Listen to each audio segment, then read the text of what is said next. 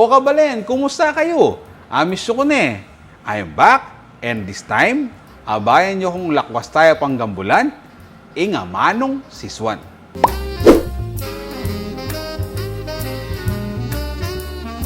Mumuna, agkatanda kayong magpasyal, magbanda kayo, ketiking labwad kapampangan. Ay, wapin pala. Pota kayo biyasang mga kapampangan. O neng dapat pala, ika yung mag-adjust, uling ika yung dadayo, kening lugalmi. Sige napin. Uling ngapin pa mo ining mumuna tamong episode, managalog ko pa. Bangat ang atro tala rin kaya katamong bisitang manibat, kareng aliwang lugal. Una sa lahat, kahit saan kayo magpunta dito sa Pampanga, dapat alamin nyo ang tamang paraan ng pagtatanong o mangutang. Mangutang? Hindi ako mangungutang ha. Marami akong pera. O, kita, doon pa lang sa term na mangutang, may misunderstanding na. What? Mangutang is kapampangan sa magtanong. Okay? Kung nasa Pampanga kayo at may lumapit na kapampangan sa inyong nagsabing pwedeng mangutang o malyaring mangutang, hindi sila nang hihiram ng pera. Ang gusto nilang sabihin ay, pwede bang magtanong? Okay? Gets?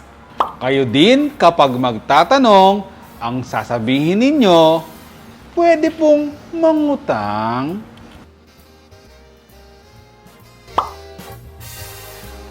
Alamin naman natin sa Kapampangan ang pagtatanong gamit ang 5 W's and 1 H. Where, what, when, who, why, and how. Number 1 question. Kapag hindi pamilyar sa lugar, ay where o saan. Sa Kapampangan, nuka rin. Nuka rin, nuka rin, nuka rin, nuka rin. Pwede pong mangutang? Nuko rin po yung CR. Ay nuko, for sure. Balid-balid lapadila kanyan. Pero basta atin lang effort na bisa lang mabiyasang makapampangan. Very good. Tamuwari po, tang pupunta tamo ka rin alawang bansa. Ne? Hanggang English barok mo. Pakikwanan tamong makapagsalita. Number 2. What? Ano? King Kapampangan, nanu. Nano pwedeng bilhin pa sa lubong? Kaya ni Pampanga. Nano, wag mo akong tawaging unano. Ang tangkad ko kaya.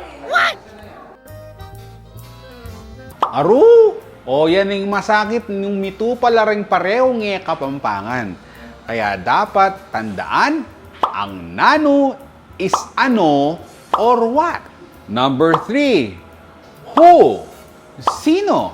O nino? King Kapampangan. Ninong mayor dito? Hindi po yung mayor dito. Ang lakas ng kapit mo.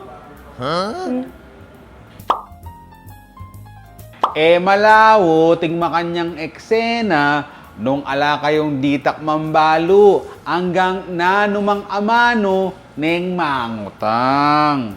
O next, when, kailan, o kapilan, neman king Kapampangan. Kapila ng piyesta niyo, Ketty. Oy, tsa! Ditak na mo, mabiyasa na kayabe. Palitan mo na mo yung yang na ginamit mo. Sunod naman, why? Bakit? Sa Kapampangan, bakit din? So, hindi ka na mahihirapan. Kaya let's move on to how. Paano? Sa Kapampangan, makanano. Makanano pa uwi. Naliligaw ko. Tututa lang daramdaman deng makanya na pa mga Kapampangan, mo ka rin Tagalog. Nune, pati namo rin ka rin Daywan, foreigner, ating masakit, ka rin mismong Kapampangan, ali dagamat, ing pamangamit, kingamanong siswan. Para sa mga dayuhan at hindi Kapampangan, we will appreciate very much kung mag-aaral kayo kahit yung mga basic lang muna sa pagtatanong in Kapampangan. kapag plano ninyong magpunta dito sa amin. Kareng ka akong kabalen, lawe ko bang aturo tala ding daywan na gamitan, ingke katamong amanong siswan, pagumpisan tayo king sarili tamo, ing pama nga Pampangan. Bayo tamang pumayari, pasalamat kami king Foundation for Lingap Kapampangan Incorporated para king soundtrack na ning katamong programang ating kaming K. Ing ginamit tamo, yapin po ing musika ning Sinukwan Festival. Ako'y Jody Dizon Mercado, ang makisabing mayap, mga Pampangan tamo.